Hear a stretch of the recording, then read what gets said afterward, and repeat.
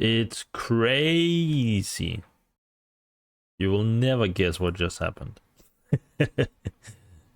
Fucking PC crashed again.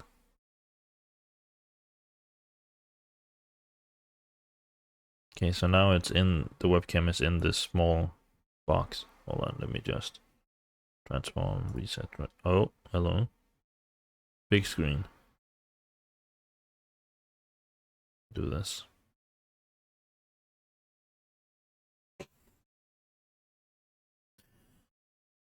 It's crazy. Let me just watch one more video from this guy. And then, hold on. I need to do this. And then we do from the start.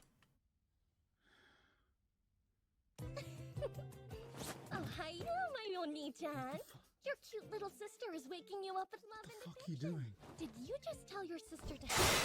Are you exhausted from me saying at the beginning of every one of these videos how many new high-profile shows are coming out? Well, welcome to Summer 2024 Anime, where we have romance anime, including Sussy Sisters. Romance anime with Sussy Sisters. And my editor doing the trademark scroll of the seasonal chart. Okay, we're scrolling. We're still scrolling. Oh, look at this scrolling. Is that some Sussy Sisters I see? So I'm not going to take up your time. You know the drill by now. It's a summer anime video, so enough waiting. Let's just bloody jump right into it.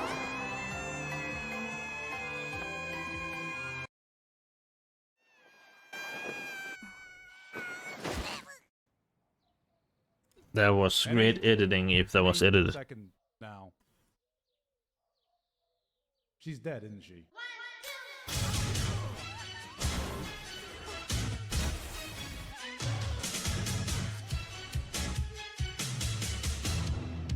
Guys, I'm sure over here, I'm guessing you like watching anime. What? How did you know? So shouldn't you be able to watch as many titles as you can as painlessly as possible? Well, with today's sponsor, ExpressVPN, you can do exactly that.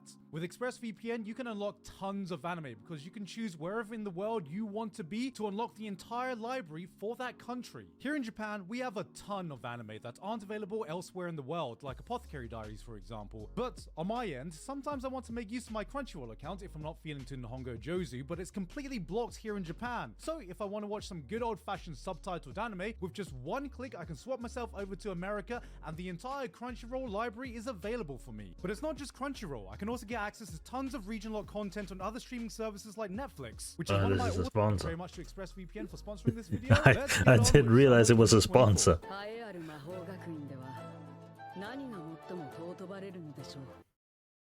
Gamers. Fuck! Okay, stop me if this sounds vaguely familiar. Short, muscular boy donning a black cloak who can't use magic in a world dominated by magic enters a magic academy aiming to be the top magic person in this magic world, gets ridiculed but is actually super strong, taking down everything with his brute strength and big sword. Hold up. I would start filing the DMCA claim myself if the show didn't go so goddamn hard. It feels like it's just This every is the story other coming from the director anime. of Black Clover, could you tell? And the writer of Danmachi, could you tell? And the character designer of Cross Age. Could you tell? It's a premise we've seen before, following a formula that's oh so familiar, but presented in a shiny new package. Destroy a wand and sword. Phenomenal. Episode 1 hits you with this heart-pounding, jaw-dropping action scene, with the director seemingly taking all the lessons learned from working on Black Clover and refining it to the highest degree, then continues to deliver in the very next episode. On a visual standpoint, we're starting the season off with a bang, because I don't know if any other show is going to look as good as this. Okay, guys, I gotta get serious for a bit. Now, Days with I my know you can see stepsister. the title of this show, and I'm very aware of what kind of taste you think I have, but just listen to me when I say with zero irony that this show is legit. No, guys, hear me out. It isn't a meme. I'm being serious this time. It isn't what you think. Just give me a chance. I know. With the title like Days with My Stepsister, I too was expecting this to be the next trash-filled dumpster fire being the spiritual successor of Domestic Girlfriend, but this somehow is a 100% serious, thought-provoking, somber drama with no cliches, fan service, pandering, or anything you'd expect from a romance story between step siblings. I know you're thinking, step sibling romance without Sounds the spice? wrong, though. That's about as useful as fapping to get pregnant. But honestly, this looks like... Okay, you probably weren't thinking that. But this honestly looks like they are trying to tell a grounded story about two people later in their lives meeting in awkward circumstances and the realistic drama that would surround it. It's beautifully shot, atmospheric, taking its time with songs that speak right to the heart. This shit is the Dune 2 of incest. I was playing This is Sweetheart Alabama. unironically a really promising looking drama, and I swear to God, it's not because it has a sister in it. Alright, what's next? Ohayo, my oni-chan. Okay, guys. Listen to me. This show when I I've say seen. With zero irony. Alia It's getting sometimes a- hides her feelings it's in getting a blushing. second This season. anime's appeal is pretty simple to understand, you know. It's one of those cute little romance anime I'm comfortably watching on the living room sofa. Looks pretty wholesome and innocent. Then my dad walks in, sees this shit plastered on screen, and goes, "Gone." Scooch over, son. Let your dad watch too. This time we have a girl who flirts with the guy, but the catch is she does the flirting in Russian. But wait, the twist is he secretly understands her because he also knows Russian for some inexplicable reason. I don't know. I never counted. I am not really a math guy, you know? I'm just waiting for the episode where he reveals that he understood her the entire time, and the episode title is just Clueless Japanese Guy Surprises Foreign Girl with Perfect Russian. Normally I've gotten tired of these kinds of shows now, but I think I'm gonna give this one a chance, and you might be wondering why. 妹のファーストパイタチおばちゃん。 No, Tokukobo are just so good at what they do, they might as well be giving insulin shots with everything they make now. 実の兄弟だからいいんじゃねえか。 It's not because of the little sister character. It has been a while though, since the season hasn't been completely dominated by high-profile sequels, but there are still a few. Tower of God is back, My Hero Academia is still airing, along with more. My Hero Academia is still airing? starring I didn't know Roshi that. Rocket, more Near a Tomato. Hopefully, the hype for this season remains Getting and too doesn't many get plagued seasons. with production issues. Fairy Tale 100-Year Quest. Who's asking for more Fairy Tale in 2024? Yeah, Fairy Tail is still airing. You know, I think we may have been a bit too harsh on Fairy Tail. Their fans have had it rough recently, and you know, every anime has its positive points. Monogatari's back to show all these modern anime how it's done. See, unlike all the other anime this season, Monogatari has historically depicted a more normal sibling relationship. Alright, grab the kid, grab, come on, you got it, just get, it's a kid, go, guys, I got him! Ah, dude, what the fuck, you got my arm! There was a misinput. Calm down! You calm the fuck down! Cloverworks continue to prove that whether or not Fucking they mess up Charlie. the adaptation, at the very least, everything they touch looks absolutely A godlike. misinput. I thought Wistoria would Far and Beyond be the best looking anime this summer, but the sheer creativity in some of these storyboards, the amazing direction, casual art style switch up, and the pure animation eye candy might just put it a step above. Having said that, I'm a bit confused as to what kind of tone we're going for here. Some dude gets diced up to a pile of bloody cubes, the whole village is massacred, a fucking kid gets beheaded. It has some of the most grueling, gruesome imagery you can find all season. Then it hits you with a This is like a shonen anime taking place during the Red Wedding, but credit to Cloverworks for being able to get this much attention worldwide. This is meant to be set during a real historical time period in Japan, and it's stuff like this that can get an international audience interested in your history. I wonder what the Japanese audience thinks of this. That's enough history lessons for today. Alright, gotta switch things up. Osamu I see. Dazai has one of the most tragic stories in Japanese history. As one of Japan's most famous novelists, Dazai experienced a darkness few humans have ever encountered, leading him to attempt to take his life not once, twice, but 4 times, to which fate denied him and forced him to continue living his torturous life. Eventually, he would put his broken soul into the novel, No Longer Human, one of the most harrowing pieces of media to ever be created, before he would eventually be able to successfully take his own life, finally fulfilling his wish of being left alone and finally given the grace of death. Anyway, here he is in a wacky isekai. Yep, we got a silly comedy about a depressed author who wants to off himself in another world, chomping pills like it's a mukbang video and charming goddesses with his suicide riz. God, that line made me want to Osamu Dazai myself. This isn't the first time anime has taken creative liberties with their historical figures, but it does make you wonder, is there anything they won't put in an isekai? Suicide Squad Don't Isekai. touch your screens, this is really happening. When I first saw this get announced, I had to double check that the date wasn't April 1st. This is an idea you'd expect for some wild fan fiction, but I think Warner Brothers realized all they needed to do was to give us anime Harley Quinn, then look us weebs dead in the eye and go, I knew you would come. All in all, this seems like just a fun, don't take too seriously type of show, giving us exactly what we'd expect. The Suicide Squad having a romp in an isekai fantasy world, but I'm not sure if I was expecting a bit more coming from the writer of Re:Zero and animated by Studio Wit, a studio that has historically put out banger after banger, because I'm not sure if there's anything else taking their focus. Oh, here's this one. I've seen a little bit of this one. The actual Hello, my dear friends. Today I want to do a class presentation about everyone's favorite animal, deers. Here are some fun deer facts. They can run up to 30 miles per hour. All male deers grow antlers. They have an avid aversion towards anyone named Connor. Deers are actually majestic creatures. Let's have a look at some of these magnificent animals in action. Deers can be found across the world, including countries like England, Japan, America, Politer America, the North Pole, and of course, Narnia. There are over 40 species of deer, such as the red deer, the reindeer, the dead deer, the Australian jump deer, or as the locals call it, jumpos. And of course, Deer the Rock Johnson. Here's a fun deer joke. What do you call a deer with no eyes? Blind. That concludes today's presentation. I hope we all learned a little bit more about deers today, because I have no idea what the fuck this show is about. I parry everything. Now this is a fantasy action about a man who parries everything. He parries swords, he parries a staff, he parries a goddamn cow. ありがとうございます。おかげで助かりました。よろしければお名前を。いや、名乗るほどのものじゃない。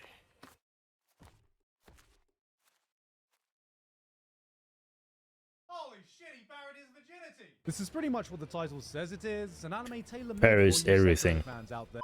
An anime tailor-made for you Street Fighter 3 Third Strike. fans out there. And it's nice to see a protagonist who doesn't look like the same beta soy boy for once. I just want to see how far they can take this concept. Can he parry a gun? Can he parry a nuke? Can he parry my invasive thoughts? Oh, you can parry everything, huh? Well, parry this. You're a talentless hack who'll never achieve anything in life, and you're old. Wow. I had sexual relations with your mother. That's one way of doing it, yeah. Elsewhere in fantasy, Plus Size Elf is here to undo all the good the Dumbbell Show has done for weebs, with the series giving us some American representation in the only way anime knows how. That's right, blonde girls. If you're a fan of cake, I don't think you're ready, because respectfully, this anime doesn't have cake. It's the entire fucking baking industry. We got Onis, we got Dark Elves, we got Marcel after season 3 of Dungeon Meshi. Failure Frame is your pick if you want some dumb, edgy fun. This one was a niche concept, but I actually enjoyed it. You have a girl who is basically engineering her own magic tools in a fantasy backdrop, and I was honestly impressed. You truly do feel like you're in a made-up fantasy world, because they actually made engineering look fun. We're gonna play some tower fantasy that is no different from your generic OP main character in a fantasy world, except this time the protagonist is in his 30s, and I feel offended that this is a representation they think 30-year-olds want. You want to give us a power fantasy? Give us a mildly exciting new kitchen appliance, the ability to stay up past 2 a.m. Hell, wake me up when there's a protagonist who doesn't get a life-altering injury because he slept funny one night. First, there was anime. That's Then a lot of stuff. came fictional idols in anime avatars. Then came real-life idols in anime avatars. Now, I present to you fictional anime about fictional idols playing real-life idols in anime avatars. For the first time, anime has actually given us a VTuber anime that accurately depicts the culture and content, to the point where even I was surprised. Real-looking live 2D models using OBS as a streaming software, they play actual stream games like Getting Over It, and of course going live on OurTube? Anime's been screaming for a true-to-life depiction of VTubers, but I gotta wonder how accurate it is to have a drunk VTuber who just shouts obscenity on stream. Huh? I like to eat ass. You know, for once, we have a season not dominated by isekai or fantasy, because romance seems to be going through a bloody second renaissance this summer. Senpais and Otokonoko is a cute little romance where a girl confesses to a female crush only to find out that they're actually a boy. つまり男バージョンの先輩と女バージョンの先輩を This is just Astolfo fans coming to terms with their sexuality. My wife has no emotions, aka man gets dumped and immediately goes to fuck his toaster. I get that this is meant to be a cute and innocent little series about a guy falling for his robot housewife appliance, but dude, seeing this guy awkwardly attempt to chat up his toaster gave me shades of the same energy as watching a grown-up Kazuya from Rent-A-Girlfriend. 同じ布団で女の子が寝てる。すごいムラムラする。 Bro is being a certified smegma male. Another sister romance anime? Wait, no. False alarm. It's just a romance with two girls who are sisters. Look at that anime. No Sweet Home Alabama this time. This one actually has the most accurate sibling relationship because it's about two twin sisters taking it turns going, Mom says it's my turn on the Xbox. But you know, instead of playing Call of Duty, they're playing Halo Reach for My Peach with their childhood friend. Two-player co-op. I would have picked Call of Duty. Enough of your harem anime. We have a girl who is the harem. She can be a tsundere, kudere, dandere, little sister.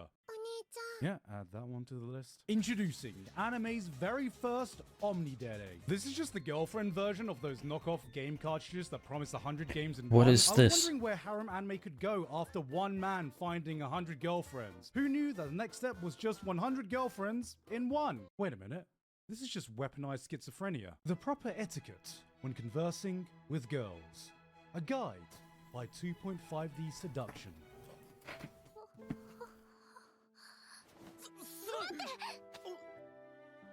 行かないで先輩。せっかくこんな近くに。同人誌を足毛にしてしまうとは。 What is this? Wait, you're telling me a 2D obsessed, unsociable, hentai addicted weeb starts an anime club by himself, and the only person who joins is a cute, attractive girl whose only interest is cosplaying his favorite character, right before a hot superstar model transfers over, who's actually his childhood friend that's had a crush on him for years, and all they want to do is get him to That take sounds pictures of them insane. cosplaying as hot cultured anime characters? And you What are they motherfuckers don't imagining? isekai is the power fantasy genre. From the creator of Hyouka, we've got another mystery detective series that is certainly a treat for the eyes. How It to might not become be cute ordinary. animation, but this still looks bloody beautiful. The background, the atmosphere, the directing. This looks gorgeous. Wait a minute. Ah, they're not siblings! We're finally safe, boys! This is a different kind of detective story. There are no high stakes. A mysteries detective to solve, story. no murder to uncover. It's about solving the little mysteries you find in everyday life. They have a full 10-minute Sherlock Holmes breakdown about how this guy makes his hot chocolates. This is like if Makoto Shinkai adapted a Reddit thread from r/mildly interesting, but somehow it keeps you engaged all the way through. It's about getting you invested in something inconsequential, finding something interesting in the mundane, and it really shows how these people really need to find a fucking hobby as soon as possible. 俺がラノベの主人公なら。 You'd be in an isekai then, mate. This season has been a no-holds-bar free-for-all for romance. Oh, this but even one. with all the choice on I'm hand, watching still this. one that impressed me the Saw the one most. episode Human Beings yesterday. and Heroines shows a guy accidentally witnessing a short, blue-haired anime girl getting last place in her own romance anime, like,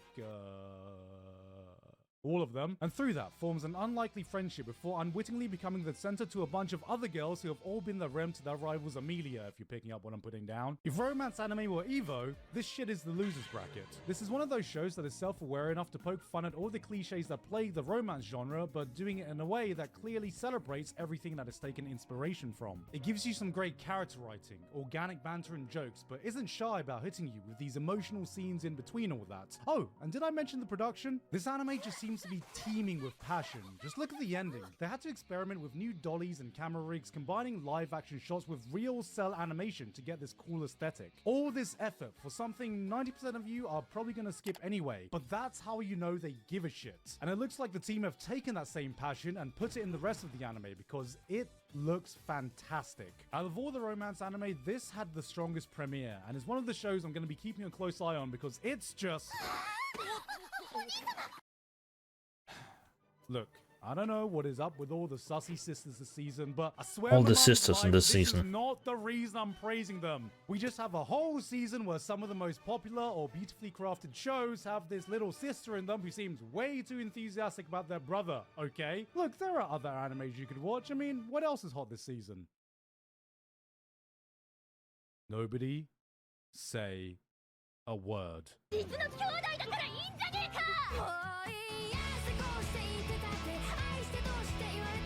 Hey guys, Interesting. Does he have any other videos that are interesting?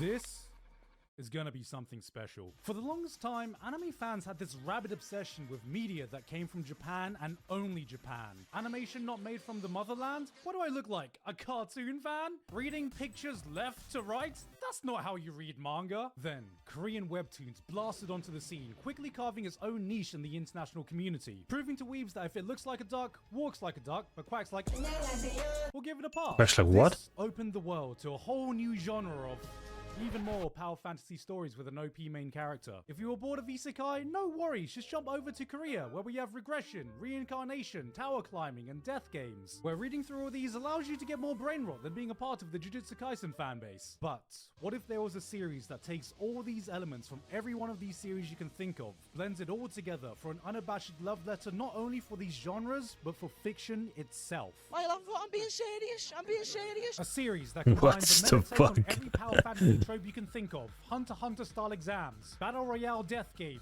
legendary historical figures from the past, cosmic deities from all global mythology, interdimensional eldritch horrors that haunt your nightmares, and finally, Twitch streamers.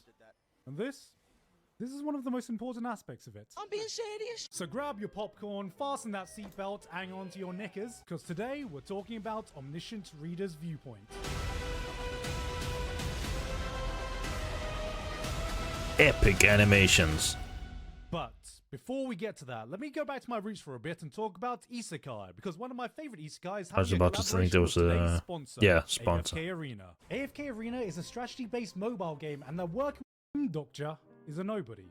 An average office worker graduating from an average college, living But have an you average life as a loner, whose what are only they called? hobby is reading trashy Chapters. fantasy novels that absolutely no one else reads. Insert the fucking Denji panel here. One such novel is the series 3 Ways to Survive the Apocalypse, a web novel with over 3,000 chapters. One Piece fans quake at this man's dedication, except the series is so underground and gone on for so long that Dokcha is the only person still reading it. And it remains that way as he loads up the final chapter and becomes the sole person to reach the end of this novel that he's been following for over a decade. The lights go dark. Feels like that's on Twitch streamers. Everyone screaming, 0 viewers for many years. and Dokcha begins to realize that the story of his novel has suddenly become a reality. Monsters spawn in the real world. Everyone is forced into a series of death games where these little munchkins set all the rules. The apocalypse has started. I say cry. To help everyone get through the games, everyone is given an ability. And for Dokcha, of course, he is given a pirated copy of the entire web novel and the ability to read at super fast speeds. Yes, his anime superpower is reading fast. He may not be able to beat Gojo, What? but he could probably beat a Jujutsu Kaisen fan's IQ. Armed with the knowledge of the ensuing apocalypse that he and only he knows the entire story of, Dokcha realizes, oh my god, I can now be the single most obnoxious light novel reader that's ever existed. Stories within stories.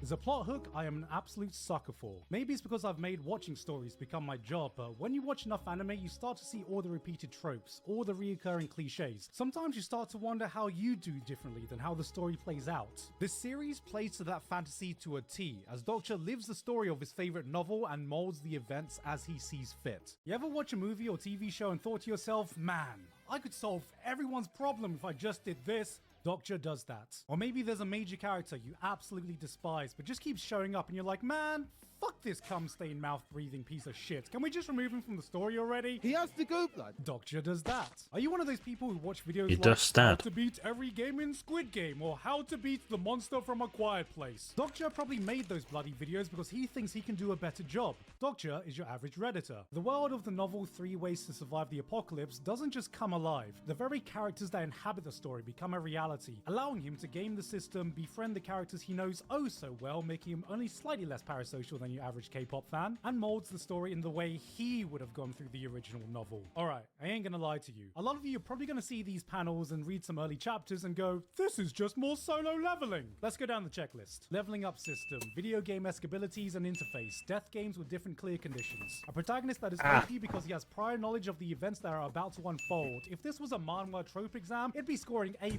in Power Fantasy brain rot. But the series takes these cliches you are familiar with and uses it as a springboard to run in all sorts of interesting directions. Cults start to form with a ranking system based on how far people got in the original novels. They fight an isekai protagonist and he almost wipes the floor with them because he's so OP.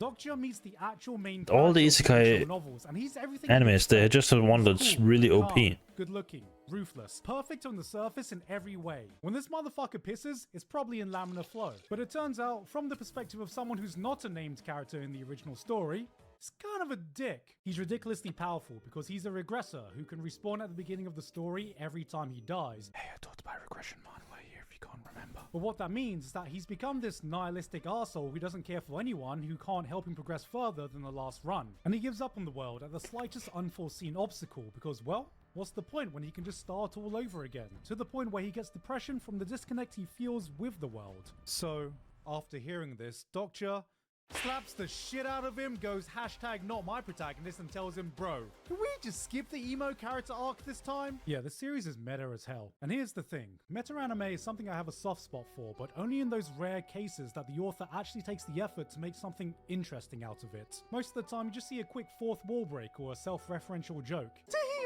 Look, you didn't fall on my panties for once! At best, it's like a funny Easter egg, but at worst, it feels like a cheap gimmick. Now go a layer down and you see something like Bakuman or Shirobako. Stories about creating stories, where you can learn something but still be invested in the plot of these creators themselves. Then you have your One Punch Mans and Eminence in Shadows, series that not only plays to its tropes but embraces everything the genre is about to craft a genuinely entertaining story and world self-contained from anything that it's satirizing. Now, if I were to scale Omniscient Reader's viewpoint against shows like these, it would land somewhere about here. This series takes the meta-narrative and explores it in a depth that I don't think I've ever seen before, with so many wild ideas I don't even know where to start. Take one of Dokja's most iconic abilities, the fourth wall. On the surface, the fourth wall seems like your standard OP ability that, hey, is a reference to the fourth wall. Oh my god, so meta. A power that protects him from shit seemingly no one else in this story is able to block. It stops even the most powerful, unblockable mental attacks. It shields him from the pain of any injury. It can dampen his emotions to allow him to distance himself from some of the most horrific events This sounds wild. in the world. It's so powerful that even the Dokkibi, the little creatures that are meant to be running everything, aren't able to bypass fourth wall's protection. Yeah, pretty damn broken. But as he continues to encounter different situations, stuff that never happened in the way they did in the original novel, things start to get weird. He encounters his old bully from his real past and the wall starts glitching a bit. He meets someone that plays a part in some big traumatic event that happened to him before and it shakes violently. It resonates with character moments that meant something to him in the original story, and the more the ability begins to act out, the more you begin to realize the fourth wall is his fourth wall. The one that separates and protects him from the rules of his perception of this fictional world. But as the world There's also always a but something. you see the cracks beginning to form. The fourth wall can't protect him from the real struggles of his life outside of fiction. And that's just fucking cool for a concept, while being so on point for the theme of the story, because this is a story about stories. Not just the power of a story, but the relationship between an author, the reader, and the story being told. And to do this, it has crafted this insane, intricate world with a system that all comes back to this central idea. Okay, pause for a second. You're probably confused as to why I mentioned live streamers in the intro and how that has anything to do with this story. Well, turns out everything is being live streamed to this cosmic Twitch for the enjoyment of constellations. What are constellations? Well, that's the name for all these deities or historical figures that are watching the live stream. Because, you know, when you're a god, apparently you have nothing better to do than just to watch a subathon run by some celestial Mr. Beast. And I'm not talking about some made up fake characters. Greek gods and goddesses, Archangel Uriel, Christopher Columbus, these are actual figures from our own history and mythology. If I had to make a comparison, I'd say it's kind of reminiscent of Drifters. But instead of summoning these heroic spirits to Earth to battle it out like in Drifters. They can shower their favorite contestants with subs and donos so they can use the in-game currency to buy better equipment and resources. It goes so far that What? people can bargain exclusive stream and sponsor contracts that allow contestants to inherit special abilities of Is this whatever an constellation manga they're or is it an anime? Why is this even relevant? Stories. The power of a story is the power system in this world, whether it be these constellations wanting to sponsor someone so they can have their story represented, or someone building a powerful story themselves to get recognized by all these celestial beings. And your abilities are tied to the power of the stories you create or the stories you choose to take on. And that's the thing. Everyone has a story. Yeah, what she said. I went to the convenience store today because I was craving fried chicken. They were out. That's a story, not a powerful one, unless of course you know the pain of being deprived delicious Lawson's fried chicken. What is it that makes a good story? How do you craft something that will resonate deeply with an audience? And what if your strength was correlated to the strength of your own personal story? Will your story include some grand historical feat, an epic sea battle, or will it become the stuff of legends, passed down through generations, eventually transforming into something mythical? It's a system based on anything and everything you've ever seen in fiction. And if that's not one of the coolest concepts for a power system you've ever heard of, I don't know. Go back to doing sign language with Naruto or some shit. Now I've just spent over 11 minutes. Thank you, Alan. Trying to convince you that Omniscient Reader is different. It's not like other power fantasy manhwa. And I'm here to tell you, it's not. For a very long time. Credit where credit is due. Doctor is far more likable than your typical bland, self-insert, overpowered protagonist. He has great chemistry with the various cast members, but for a very long stretch of the series, it tries to present you with the idea that he's just an ordinary dude, an underdog, overshadowed by the actual protagonist of the novel. He's just like you for real. Yet we can clearly see that he's really smart, charismatic, a natural leader who knows the solution to every problem no matter what the scenarios throw at him. One of the running jokes to keep him grounded is that everyone thinks he's just really ugly, and bro, if this dude is meant to be ugly, I might as well commit Alt F4 in my life right now, because what fucking hope do I have? It takes quite a bit of commitment before the series even starts to show its hand. We are 200 odd chapters in right now, and only recently. Oh, okay, so it's only a manga.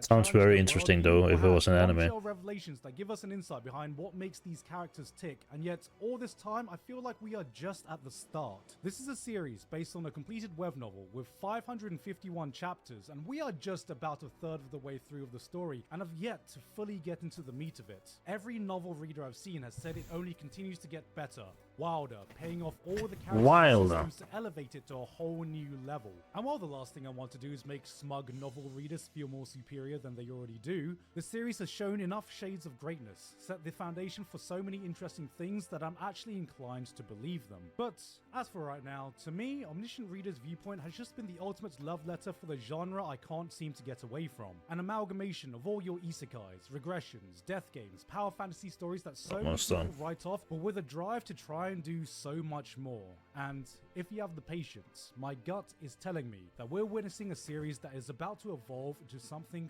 truly special. Or I'm wrong, and we just get cool OP man kicking ass with fantastic art and cool action. That's win-win in my books. Hey guys! Hey guys! Alright, let's see. Can we find someone we want to raid?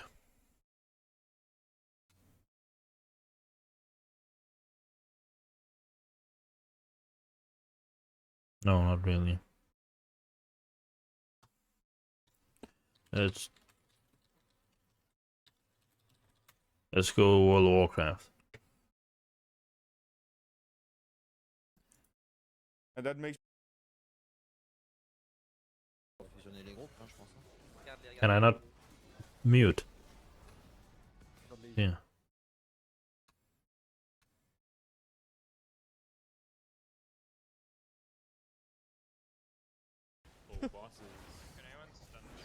I got it.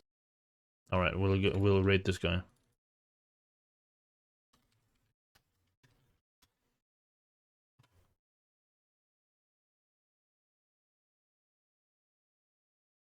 Thank you so much for the people that joined in today. Hope you all enjoyed it. See you all sometime soon. Thank you.